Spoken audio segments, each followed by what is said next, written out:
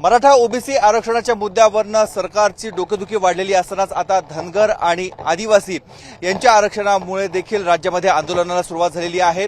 विधानसभेचे उपाध्यक्ष नरहरी झिरवाळ आज मुंबईमध्ये लोकप्रतिनिधींसह आंदोलन करत असताना नाशिकमध्ये आदिवासी बांधव रस्त्यावर उतरलेला आहे।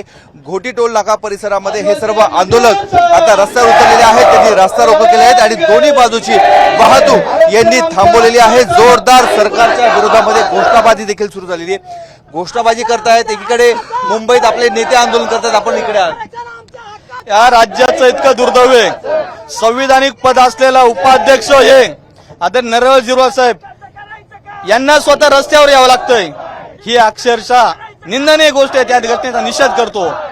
राज्याचे मुख्यमंत्री आदरणीय एकनाथजी शिंदे साहेब यांनी राज्याचे मुख्य सचिव विकासजी खारगे साहेब यांच्या अध्यक्षतेखाली धनगड आणि धनगर असल्याचा जी आर काढण्यासाठी समिती स्थापन केली।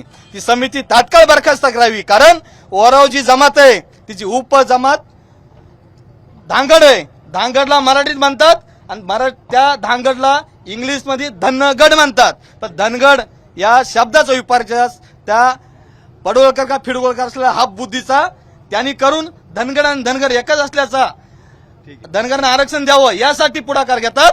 त्या गोष्टीचा आम्ही निषेध करतोय। आज रस्त्यावर उतरलोय आणि जर या रस्ता रोको आंदोलनाची दखल घेतली नाही तर येणाऱ्या काळामध्ये या मिंदे फसवणूक अजितदादा या जातीवादी हुकूम सरकारला माझं आव्हान आहे। तुम्ही मला एक सांगा, तुम्ही आता रस्त्यावर उतरलेले आहेत, हे आंदोलन किती दिवस चालू ठेवणार आहात आणि पुढची त्याची भूमिका काय राहणार आहे? आम्ही हे आंदोलन असंच अविरत चालू ठेवणार आहे, कारण की सरकारला आमचा इशारा आहे का ही आंदोलनाची वेळ का बरं आली आदिवासी समाजावर। तुम्ही एकीकडे एका समाजाला असं सांगता, एका समाजाला असं, पण संविधानाने त्यांना ते सुप्रीम कोर्टाचा निर्णय त्याची एक अवमान करत आहे मुख्यमंत्री। आमचा हा इशारा आहे आणि मुख्यमंत्र्यांनी याची दखल घ्यावी आणि या आंदोलन तीव्र करण्यात येईल।